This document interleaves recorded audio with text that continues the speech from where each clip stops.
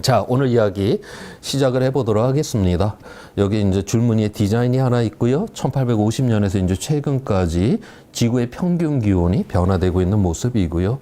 그 아래는 우리나라에서의 이제 기온의 변화예요. 뭐 똑같지는 않지만 이제 기온이 상승하고 있다라고 하는 이 패턴은 거의 동일합니다. 바로 이제 이 기온의 상승 안에 어떤 이미지가 있냐. 우리가 이제 노르웨이 유명한 화가 이제 뭉크라고 하는 화가 절규라고 하는 그 그림을 그려놓는데 그 그림을 옆으로 뉘어놓고 한번 찍 늘려놓으면 이 기온의 이 상승하고 있는 이 모습하고 굉장히 그 이미지가 좀 비슷합니다. 바로 이제 이 기온의 상승 안에 바로 우리 인류의 이 절규가 이제 담겨져 있다라고 하는 것이고요. 자, 그러면 이 절규를 왜 우리는 갈 수밖에 없었는가? 그 이전에 오늘날의 이 기후 변화가 무엇인지 한번 생각을 해보도록 할게요. 이 자연에는 변화되어야 하는 것이 있고요. 지속을 해야 되는 것이 있거든요. 날씨는 변화가 돼야 되고요.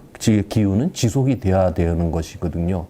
우리가 뭐 폭염이 계속 이루어진다. 한 달, 두 달 계속 된다. 그럼 그 가뭄이 되는 거고요. 비가 계속 온다. 그러면 그거 홍수가 나는 거예요. 그래서 날씨 똑같으면 큰일 납니다. 끊임없는 이 변화가 있어야 되는 거고요. 반대로 이제 기후라고 하는 건 지속돼야 된다.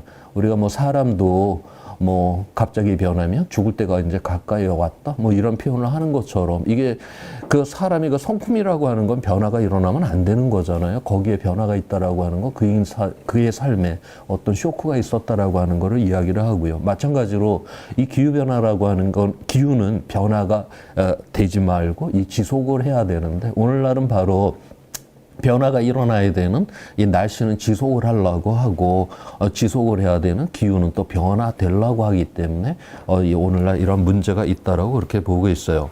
자, 여기에 대해서 우리 장자에 어떤 이야기가 있냐. 이제 그 물이 이제 가물어서 이제 물이 싹 다 말랐는데 그때 이제 고기들이 저 땅 위에 이제 드러나서 입에 이제 거품을 내 갖고 서로의 몸을 적신다라고 하는 그런 이야기가 있어요. 그런데 이거보다도 차라리 저 강 속에서 서로를 의식하지 않으며 사는 게 훨씬 더 나은 것이다라고 하는 이런 표현이 있습니다. 마찬가지로 이 물고기가 물을 의식한다라고 하는 거는 물 밖에 내 동댕이 쳤었을 때 그 물을 의식을 하게 되는 거잖아요. 마찬가지로 이 기후라고 하는 거는 그냥 우리의 그냥 삶 속에서 녹아 들어와 있는 거죠. 이거는 변화를 느낀다라고 하는 거는 대단히 이거 위험스럽다라고 하는 거죠. 지금 우리 인류가 지금 살아가고 있는 이곳 이게 그렇게 대단한 곳이 아니다라고 하는 거예요. 지금 여 사진에서 보듯이 일출될 때 그 이제 우주 정거장에서 찍은 사진인데 저 얇은 저 막 안에 저 공기와 그 다음에 토양과 물과 저 생태라고 하는 저 얇고 여린 저 막 안에서 우리가 지금 생존을 지금 유지를 하고 있잖아요. 지금까지 지구상에서 등장했던 그 생물 그 모든 종들 중에서 대부분이 다 멸종을 하지 않았습니까? 그러니까 우리가 어떤 생물종이 지구상에 등장한 다음에 살아남는 게 당연한 게 아니라 멸종하는 게 당연한 거예요. 너무나도 저 얇고 여린 막이기 때문에 저 안에 자그마한 변화만 있어도 이 생물들은 멸종할 수밖에 없다라고 하는 거고 우리 인간이 지금까지 살아남았다라고 하는 거는 아직까지 우리에게는 저런 멸종의 위험이 없었기 때문에 우리는 지금까지 살아남았을 뿐인데 지금 저 얇은 막이 어느 정도냐? 농구공에 그 코팅 칠해져 있는 거 있잖아요. 그 정도의 그 얇은 막이거든요. 그런데 우리가 스스로 지금 저 얇은 막을 갖다 붕괴를 시켜서 우리 스스로 지금 이 기후 위기, 지구 환경의 위기라고 하는 스스로의 멸종을 향해서 지금 가고 있다라고 하는 겁니다. 자, 여기서 우리가 오늘날의 우리 문명이라고 하는 게 어떠한 기후 환경 조건에서 또 만들어졌는지를 그럼 한번 보도록 할게요. 지난 40만 년 동안에 이제 기온의 변화를 이제 나타내고 있고요. 지금으로부터 약 10,000년 전을 보니까 이제 우리가 이때를 이제 구석기 시대라고 그렇게 부르고 있고요. 여기 보니까 뭐 기온이 올라갔다 내려갔다 10만 년의 주기로 변하고 우리 이제 이른바 20률의 변화, 태양 주변을 동그랗게 돌다가 타원형으로 돌다가 이 주기에 의해서 빙기와 간빙기를 오갔다라는 것을 여기서 이야기를 해주고 있어요. 자, 그런데 우리 인류 호모사피엔스는 약 한 25만 년 전에 이제 지구상에 등장을 하게 되죠. 자, 그러면 우리 호모사피엔스, 우리의 현생 인류들은 이 정도의 기후 변화는 다 적응하고 극복을 해냈다라고 하는 거를 의미를 하고 있습니다. 그 다음에 우리와 동일한 뇌를 가진 존재들은 보통 한 5만 년 전 인지혁명이 그때 일어났다라고 보고 있고, 뭐 그 증거로다가 동굴에다가 이제 완벽하게 뭐 이 그림을 그린다라거나, 그 다음에 이제 동물의 뼈를 갈아갖고 온갖 기구로 이제 발명을 하죠. 심지어는 이제 바늘까지 발명을 해서 옷도 꿰매기 시작을 하는 게 이제 5만 년 전이면 된다라고 그렇게 보고 있고, 결국 우리가 뭐 그림도 그리고 뭐 바느질을 할 정도다. 그럼 뇌는 우리와 거의 동일한 존재로 5만 년 전에 등장을 했다라고 하는데, 농업을 시작한 거는 고작 10,000년 전이단 말이죠. 그러면 그 수만 년 동안 어떻게 동일한 뇌를 갖고 그렇게 보낼 수가 있었는가? 바로 이 자료가 그거를 지금 설명을 해줍니다.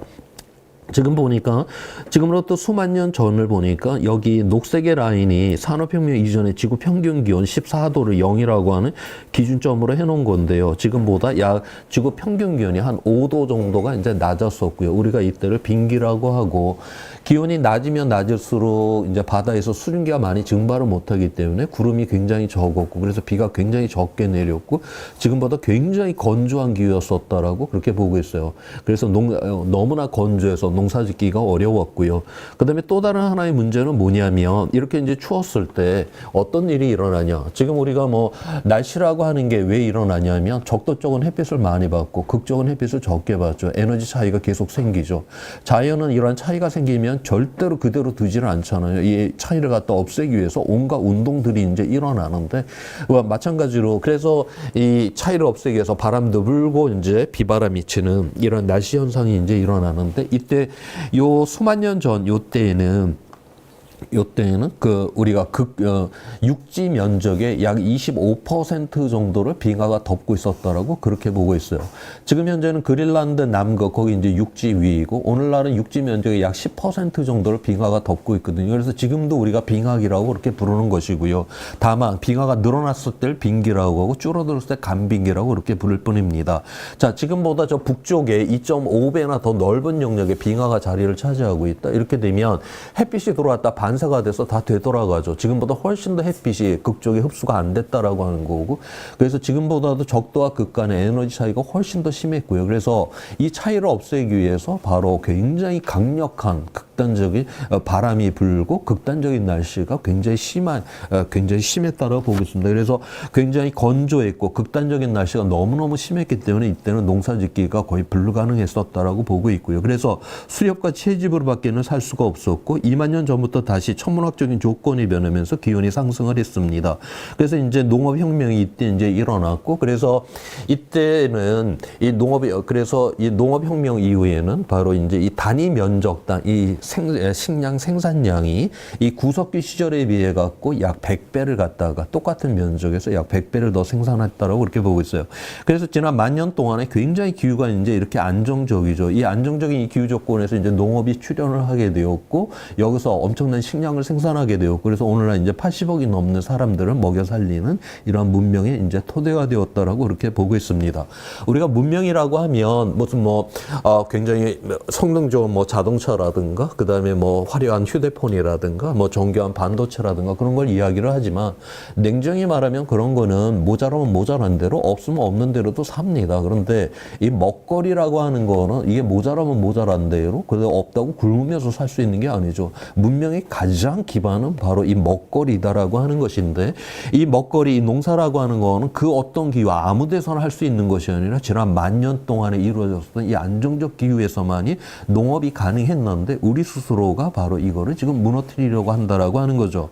우리가 1750년 이제 산업혁명이 이제 일어났었고요. 그 다음에 1950년 이후에는 우리가 거대한 가속이라고 하는 인구부터 해서 사회 경제가 엄청나게 빠른 속도로 성장을 하게 됩니다. 1950년에 25억이었던 인구가 지금 80억을 지금 돌파한 상황이고요. 경제라든가 이런 모든 것들이 엄청나게 거대한 가속으로 이렇게 성장을 했고, 그리고 이 거대한 가속을 기반으로 해서 바로 우리의 삶이 굉장히 이제 부유하게 되었죠. 자, 그런데 우리의 문명이라고 하는 이 자체는 바로 화석연료를 기반한 문명이었기 때문에 우리가 온실가스를 많이 배출했고, 그래서 작년 기준으로 해갖고 약 지금 1.3도까지 지금 기온이 상승된 이러한 상황이 있습니다. 자, 1.3도 지구 평균 기온인데요. 어떤 지점의 변화가 아니라 우리가 과거로 이제 돌아가서 보면 기온이 이렇게 오르락 내리락 했었잖아요. 그래서 과거에 지난 6천, 그러니까 공룡이 멸절한 이후에 지난 6,500만 년 동안 자연에서 가장 빠르게 기온이 상승된 속도가 1000년에 1도 정도입니다. 근데 우리 사람들은 화석연료를 태워갖고 지금 이미 100년 만에 1도로 지금 상승을 시켜놨다. 그래서 자연에서 가장 빠른 속도보다 이미 이제 10배나 빠르게 변화를 일으키고 있다라고 하는 겁니다. 그래서 변화의 크기 1도, 2도가 문제가 아니라 바로 변화의 속도가 자연에서 가장 빠른 속도보다 10배 이상으로 변한다라고 하는 거죠. 자, 그렇게 되면 이 기후가 균형을 잡고 있다. 갑자기 자연에서 가장 빠른 속도보다 10배나 빠르게 변화가 일어난다. 그러면 기후의 균형이 무너지게 될 거고, 기후의 균형이 무너지게 되면 기후가 불안정하게 될 거고, 기후가 불안정하게 되니까 바로 이 극단적인 날씨가 더 자주, 더 강력하게 일어나는 이러한 상황으로 들어가게 될 거다라고 보고 있어요. 현재 배출량을 그대로 유지를 하게 되면 이번 세기 말에 2.8도까지 지금 상승을 한다라고 그렇게 보고 있어요. 자, 지난 40만 년 전으로 이렇게 돌아가서 보면 2도 이상이 이렇게 올라가 본 적이 거의 없습니다. 다시 말해서 우리가 2도 이상의 기온을 상승시켰다라고 하는 거는 우리 인류에게 있어서는 단 한 번도 살아보지 않았던 이런 기후 환경 조건으로 진입하게 된다는 걸 의미를 하고 있어요. 바로 이곳에서 우리가 계속 지속을 할런지 멸절할런지 모르는 불확실성으로 들어가게 된다는 걸 여기서 의미를 하고 있습니다. 자, 그런데 인간의 역사라고 하는 이 자체는 끊임없는 또한 위험의 역사이기도 해요. 온갖 뭐 자연재난, 감염병, 뭐 전쟁에서 뭐 사람들이 죽어나갈 때는 막 수백만 명씩도 그렇게 죽어나갔잖아요. 자, 그런데 물론 그걸 당했던 사람은 엄청난 비극이긴 한데, 그런데 인류 전체라고 하는 차원에서 보았을 때 지금까지 인류가 그 경험했던 모든 위험은 바로 다 회복이 가능한 그러한 위험이었다라고 하는 거예요. 근데 바로 이 기후 위기는 지금까지 위험과는 달리 회복이 불가능한 위험이 될 수 있다라고 하는 거죠. 자, 그 이유가 뭐냐면 여기 보면 앞에 그림에서 지난 10,000년 동안에는 기온이 떨어져 봤자, 그러니까 산업혁명 이전에 그 평균 기온에서 떨어져 봤자 0.5도 떨어집니다. 그랬다가 다시 정상으로 회복해요. 그 다음에 올라가 봤자 한 0.5도 정도 올라갑니다. 그랬다가 다시 정상으로 회복을 하고요. 그래서 지난 1만 년 동안에는 지구 평균 기온이 플러스 마이너스 5도 이내에서만 이렇게 움직였었어요. 자, 그런데 우리는 이미 1.3도까지 지금 올라갔다라고 하는 것이죠. 아직까지는 다시 이 회복 탄력성이 있다라고 그렇게 이제 보고 있는데요. 자, 1.3도에서 계속 올라가면 그래도 다시 제자리로 돌아올 수가 있냐? 그렇지가 않다라고 하는 거죠. 스프링도 조금 당겨 놓으면 다시 제자리로 돌아오죠. 확 당겨 놓으면 이제 완전히 그 탄력성을 잃어버리는 것처럼 여기 임계점, 티핑 포인트라고 하는 이 지점을 이제 넘게 되게 되면 우리는 지금과는 완전히 다른 기후 환경 조건으로 이제 떨어지게 된다라고 하는 것이고, 바로 이 새로운 이러한 기후 환경 조건에서는 이 80억을 유지를 할 수 있는 이 문명은 더 이상 지속 가능하기가 대단히 지금 어렵다라고 보고 있고요. 이 임계점을 넘어가는, 이 티핑 포인트를 넘어가는 이 임계점이 바로 지구 평균 기온 1.5도, 2도를 넘으면 이러한 확률이 대단히 지금 높아지게 될 것이다. 그래서 1.5도, 2도를 막는 게 바로 우리의 목표가 되는 게 여기에 있는 것입니다. 자, 그러면 이 1.5도를 이제 막아야 되는데요. 자, 1.5도를 이제 어떻게 이제 막아야 되는지 한번 보도록 하겠습니다. 자, 지난 1980년 이후에 전 세계 이산화탄소 배출량을 나타내고 있고요. 만약에 우리가 2000년도부터 1.5도를 막으려고 노력을 했다라고 하면 이 녹색의 라인을 따라서 줄였으면 됐었어요. 자, 그런데 그동안에도 계속 우리는 이산화탄소 배출량을 늘렸고요. 2020년도, 그러니까 IPCC 6차 보고서를 이제 기준으로 했었을 때, 그때를 이제 기준으로 해서 1.5도를 막으려고 했으면 요 이제 빨간색 라인을 따라서 줄여야 된다라고 하는 겁니다. 우리가 지금으로부터 25년 전부터 1.5도를 막기 위해 노력을 했다라고 하면 미끄럼 타듯이 줄였으면 되는 건데, 지금은 거의 롤러코스터 타듯이 줄여야만 이제 1.5도를 막을 수가 있다라고 하는 것이고요. 그래서 이렇게 롤러코스터 타듯이 줄여서 2050년에 탄소 중립에 이제 도달을 해야 되는 상황입니다.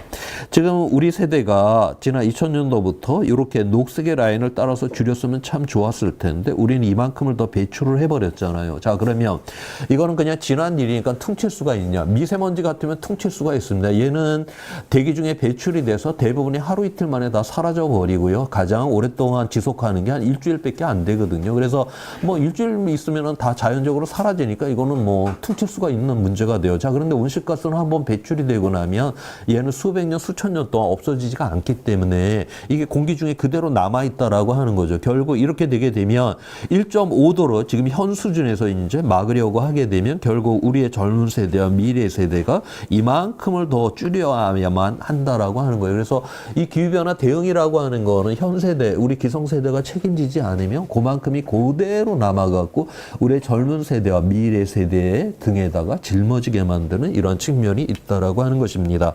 자, 그래서 지금 우리가 이제 이 그림에서 지난 이제 2010년도까지 이제 기준으로 봐왔고요. 이 배출량으로 봐왔고, 요 당시에 우리가 1.5도를 막으려면 이제 이런 식으로 줄이고 2도를 막으려면 이런 식으로 이제 줄였어야 되는데 우리가 2020년도에 코로나19 때 보니까 팍 줄잖아요. 이 상태 이대로 코로나19 때 그때 경제가 줄어든 그 상태로다가 계속 달려갔었어야지 1.5도를 막을 수가 있었다라고 하는 거예요. 그런데 이제 바로 2020년 이후에 바로 이제 이 배출량이 회복을 해버린 지금 이러한 상황이 되었고요. 현재 상태로다가 우리가 그대로 가게 된다라고 하면 지금 이번 세기 말에 약 2.8도까지 지금 상승을 하게 될 거다라고 보고 있고요. 그다음에 이제 NDC 각 나라가 이제 그 파리 기후 협정에 의해서 이제 각 나라가 이제 온실가스 배출 그 감축 목표로 이제 그 발표를 하잖아요.